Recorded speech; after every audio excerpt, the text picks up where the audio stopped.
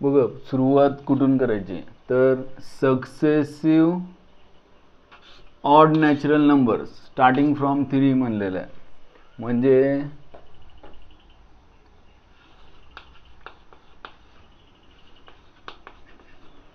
Successive odd natural numbers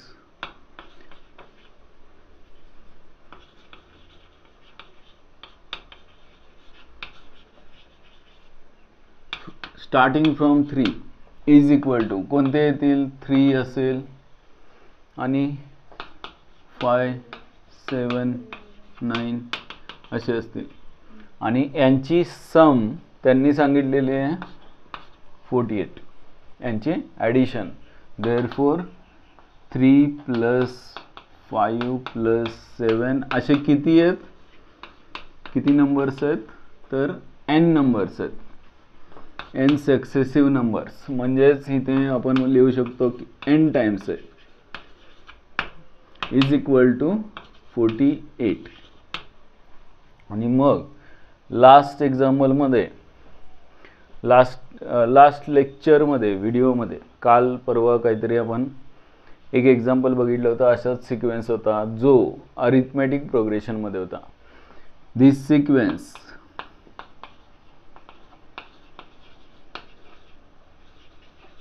is in arithmetic progression with first term ला a म्हणतात, with a is equal to first term या सिक्वेन्सची आहे 3 आणि common difference d is equal to common difference 5 - 3 7 - 5 म्हणजेच 2 येणार आहे. First term आणि common difference जर माहीत असेल, ए आणि डी माहीत असेल, तर या सगळ्यांची n टाइम्सची addition. Therefore sum of n terms एपीमध्ये काय असते,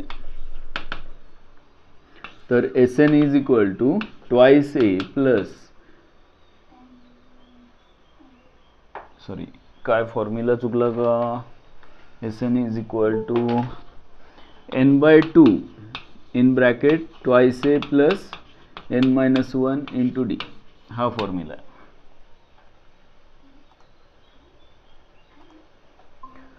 आणि मग इथे काय करायचं आहे, सम ऑफ n टर्म्स त्यांनी किती दिलेली आहे 48 इज इक्वल टू 48 घेऊया. अगोदर हा फॉर्म्युला वापरता येतं का बघा. इथे सुरुवातीला देअरफॉर n/2 आहे तसे ब्रॅकेटमध्ये ट्वाइस ए ची व्हॅल्यू किती आहे 3 आहे, 2 × 3 प्लस n-1 n ची व्हॅल्यू काढायची आहे, कॉमन डिफरन्स आहे d ची व्हॅल्यू 2 आणि इज इक्वल टू ही सम ऑफ n टर्म्स त्यांनी सांगितलेली आहे 48.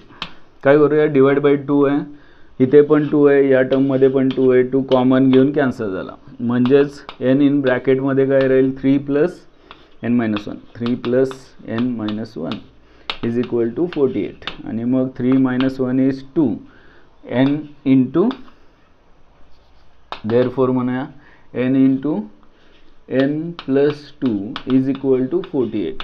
आता हे क्वाड्रेटिक फॉर्ममध्ये तयार होईल, n² + 2n - 48 is equal to 0. यांनी मल्टिप्लाय करून घेतला. आणि मग या क्वाड्रेटिक इक्वेशनचे कोणते दोन नंबर असे ज्यांचा प्रोडक्ट 48 होतो,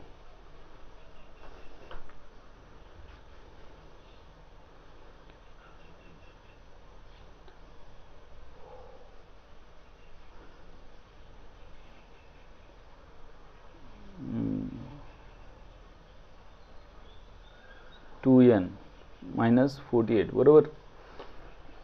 हां, 48 ॲडिशन सबट्रॅक्शन 2 आली पाहिजे. कोणते नंबर येतील, 8 आणि 6. हां 8 आणि 6 म्हणजे 8 6 मध्ये मिडल टर्म -8 - 6 म्हणजेच n² कोएफिशियंट 1 असल्यामुळे n + 8 फर्स्ट फॅक्टर आणि n - 6 सेकंड. आणि मग एक तर n + 8 इक्वल टू 0 असेल किंवा n - 6 इज इक्वल टू 0 असेल. म्हणजेच यांची व्हॅल्यू एक तर -8 असेल किंवा यांची व्हॅल्यू 6 असेल. आणि n काय आहे तर n टर्म्स आहेत, -6 टर्म, -8 टर्म असं कधी नसतं. हे पॉझिटिव्हच असले पाहिजेत, म्हणजेच n must be not equal to negative.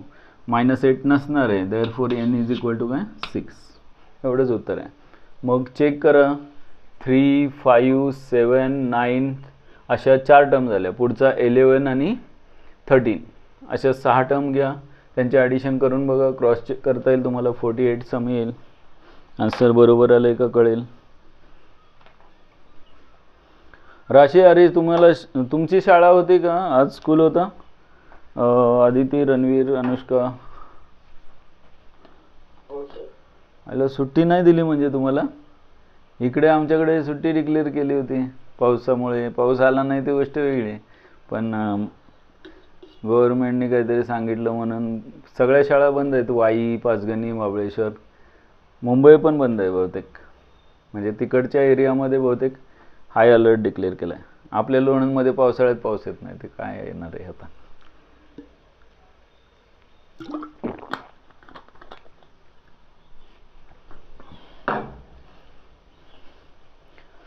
तशी आपल्याकडे कशाचीच भीती नसते. ऊन, वारा, पाऊस, कुठलंच एक्स्ट्रीम गोष्ट कधली होत नाही. त्यामुळं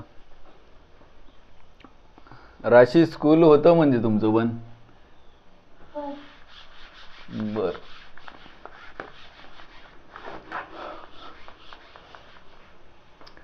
झालं हे. आपल्याला पुढचं क्वेश्चन थोडंसं महत्त्वाचे घ्यायचे. 2 प्रश्न आहेत, छान क्वेश्चन आहेत.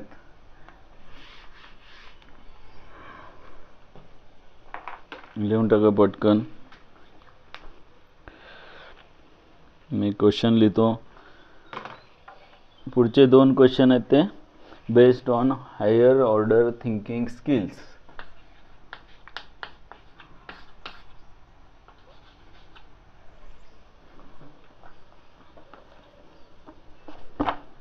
One-fourth of a herd of camels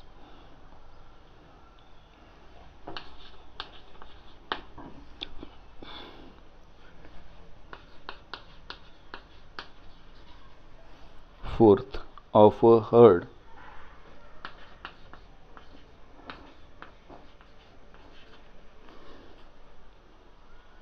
of camels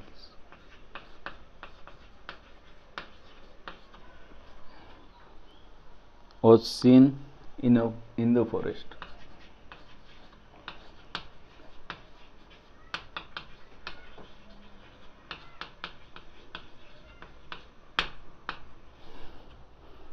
Twice the square root of the herd had gone. Twice the square root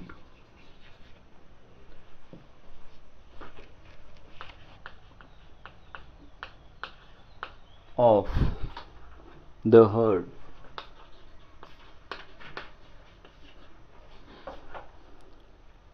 had gone to mountains.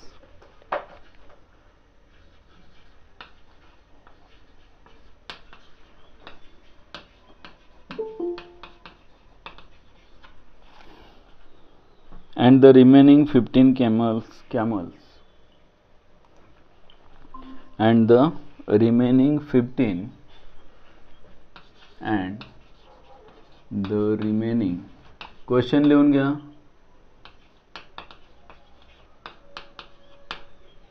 Remaining 15 camels were seen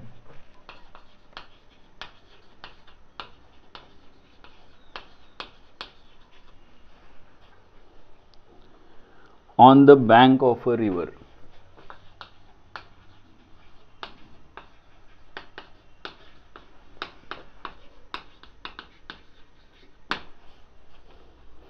Find the total number of camels.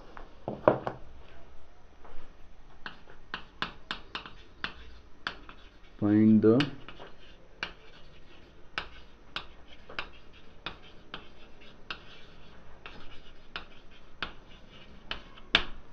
number of camels.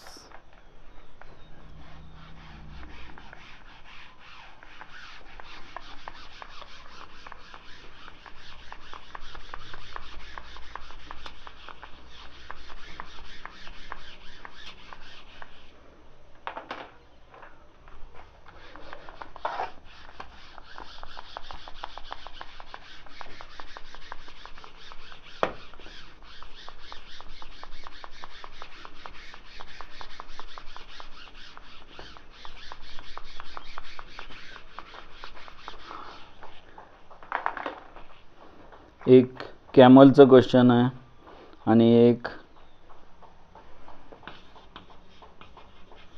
स्वॅनचं question आहे.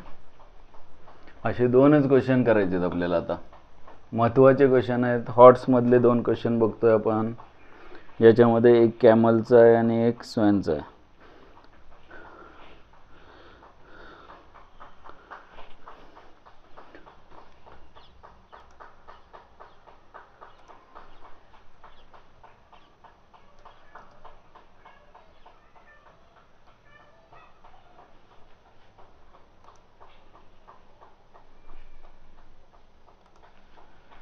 ठीक आहे, झालं. बघूया काय सांगितले त्यांनी. प्रश्न थोडासा नीट समजून घेऊया. काय सांगितलंय, 1/4 of the heard of camels म्हणजे काय म्हणतात त्याला, पक्ष्यांचा थवा असतो तसं कॅमल्सचं काय असतो, हर्ड म्हणतात इंग्लिशमध्ये, आणि मराठीमध्ये ग्रुप ऑफ कॅमल्सला काय म्हणतात. मराठी अवघड आहे ना आपलं. पक्ष्यांचा थवा एवढं माहिती आहे. प्रीती, राशी कुठं गायब झाली. प्रीती आहे का, प्रीती पोचली का. झुंड कशाला म्हणतात, झुंड प्राण्यांचं ग्रुपला म्हणत असतील. बर, ग्रुप आहे थोडक्यात, ग्रुप ऑफ कॅमल्स आहेत, हर्ड ऑफ कॅमल्स आहेत. त्याच्यामधले 1/4 म्हणजे total number of camels find करायला सांगितलेत. टोटल नंबर ऑफ कॅमल्स, सुरुवात इथून करूया. Let the total number of camels is equal to x. जर टोटल नंबर ऑफ कॅमल्स जर एक्स असतील तर जंगल बघण्यासाठी किती कॅमल गेले, सीन इन द फॉरेस्ट बघण्यासाठी नाही, जंगलामध्ये पाहिले गेलेले, म्हणजे नंबर ऑफ कॅमल्स देअरफॉर बघा, कॅमल्स सीन इन द फॉरेस्टमध्ये बघितले गेलेले कॅमल्स किती आहेत, तर टोटलच्या 1/4 आहेत सांगितले. म्हणजेच 1/4 टाइम्स ऑफ एक्स म्हणजेच x/4. हे झालं जंगलामध्ये असणारे कॅमल्स. टोटल आहेत एक्स मानलेत, जंगलामध्ये असणारे x/4 आहेत. आणि पुढे त्यांनी सांगितलं आहे twice the square root of the herd had gone to the mountains. म्हणजे डोंगरावरती किती जण गेलेत, तर camels gone to mountains is equal to किती, twice the square root of total number of camels म्हणजे हर्ड, म्हणजे 2√x. एवढंच कळलं पाहिजे. आणि remaining 15 camels were seen on the bank of the river. म्हणजे नदीच्या किनाऱ्यावरती किती जण, नंबर ऑफ कॅमल्स म्हणूया. कॅमल्स तुमच्या भाषेमध्ये तुम्ही स्टेटमेंट कसंही लिहू शकता, जसं याच्यामध्ये दिलं आहे. Camels on the bank of river is equal to किती येणार आहे, तर 15. म्हणजे आता अजून कुठे गेलेत का, नाही, एवढे 3 ठिकाणीच आहेत. फॉरेस्टमध्ये किती आहेत, x/4 आहेत. माउंटनवरती किती आहेत, 2√x आहेत. आणि रिव्हरच्या इथे किती आहेत, तर 15 कॅमल्स आहेत. आणि मग यांची सगळ्यांची ॲडिशन मिळून काय मिळणार आहे आपल्याला, x मिळणार आहे. देअरफॉर डायरेक्ट लिहितो इथे, from given condition x/4 + 2√x + 15 is equal to x. आणि मग हे सॉल्व करून जे मिळेल ते आन्सर म्हणजे एक्सचा आन्सर, म्हणजे total number of camels. Problem कुठे आहे, तर हे सॉल्व करणं थोडंसं विचित्र काय आहे, तर हे क्वाड्रेटिक फॉर्ममध्ये लगेच असं येणार नाही आहे, कारण इथे √x आहे. त्यासाठी आपल्याला सबस्टिट्यूशन करायला लागतं. इथे पुट √xला समजा मी t म्हणत असेल तर x काय येणार आहे, तर t² येणार आहे. हे सबस्टिट्यूशन मी इथे करतो. बघा लक्षात येते का, हा पार्ट कळाला, बाकीचं सगळं सोपं आहे. हे पण सोपं आहे, क्वेश्चन व्यवस्थित समजला की हे मांडता येतं. इथे आल्यानंतर हे कळतं आहे आपल्याला की √x आहे आणि रूटच्या क्यूब रूटमध्ये किंवा एक्सची पॉवर इथं फ्रॅक्शनमध्ये आहे, याच्यापासून मिळणार नाही आहे क्वाड्रेटिक इक्वेशन किंवा कुठलंच पॉलिनॉमियल इक्वेशन मिळत नाही. आणि पॉलिनॉमियल इक्वेशन जर तयार होत नसेल तर आपल्याला रूट्स फाइंड करणं अवघड जाईल. त्यासाठी आपण रूट एक्सला काय करतोय तर काहीतरी नवीन नाव देतोय. टी दिलं तर मग दोन्ही बाजूचा स्क्वेअर केला तर एक्सची व्हॅल्यू काय येणार आहे टी स्क्वेअर. या दोन्ही गोष्टी आपण इथे सबस्टिट्यूट करूया.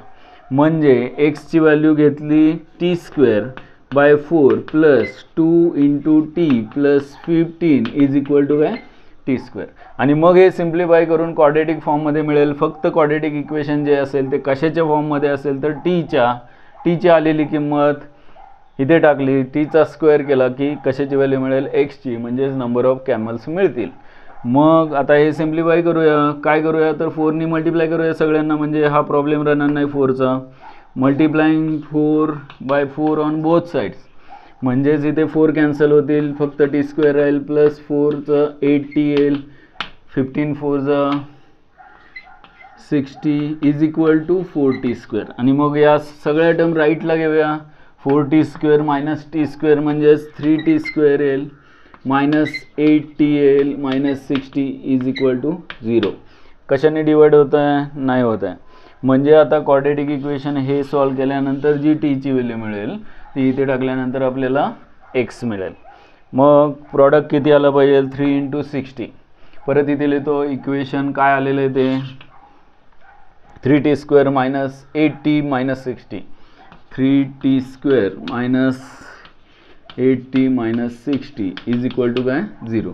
आणि मग 3 मल्टिप्लाय बाय 60 निगेटिव्ह प्रोडक्ट आला पाहिजे. असे दोन नंबर कोणते ज्यांचे ॲडिशन सबट्रॅक्शन 8 येते आणि प्रोडक्ट 3 6 180 येतो.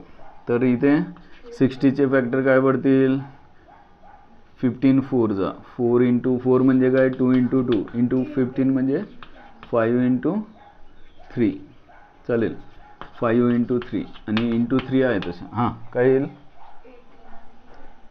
18 आणि 10. हां दोघांचा प्रोडक्ट येतो किती 180, म्हणजेच 18 मल्टिप्लाय बाय 10 180 येणार आहे. 18 मायनस 10 म्हणजे 8 चालेल. 18 आणि 10 मायनस 18 मिडल टर्मचं साईन निगेटिव्ह प्रोडक्ट पाहिजे म्हणजे प्लस, म्हणजेच हे फॅक्टराईज कसं करायचं 3t square minus 18t plus 10t minus 6t is equal to 0.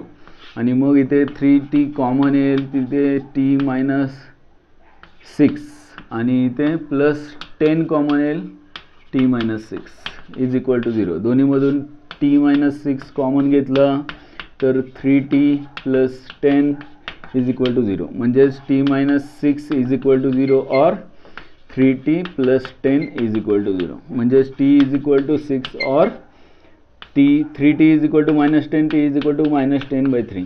हे क्लिअर आहे. टीची व्हॅल्यू जी काही येईल त्याचा स्क्वेअर केला की आपल्याला काय मिळणार आहे एक्स म्हणजे टोटल नंबर ऑफ कॅमल्स आणि टी काय आहे minus 10 by therefore T square म्हणजेच काय 100 बाय 9 आणि इथे T square is equal to 6चा स्क्वेअर 36. मग यातला आन्सर कोणता करेक्ट आहे टी स्क्वेअर बाय 100 बाय 9 का 36 का दोन्ही बरोबर आहे सांगता येईल का. Therefore x is equal to 36 correct आहे का x is equal to 100 by 9 correct आहे. बस लाईट गेली. संपूया आपण. एक्सची व्हॅल्यू 100 बाय 9 चुकीची आहे कारण एक्स म्हणजे टोटल नंबर ऑफ कॅमल्स आहेत आणि मग टोटल नंबर ऑफ कॅमल्स फ्रॅक्शनमध्ये असू शकत नाही. Therefore total number of camels are 36. Total number of camels is equal to 36. Answer.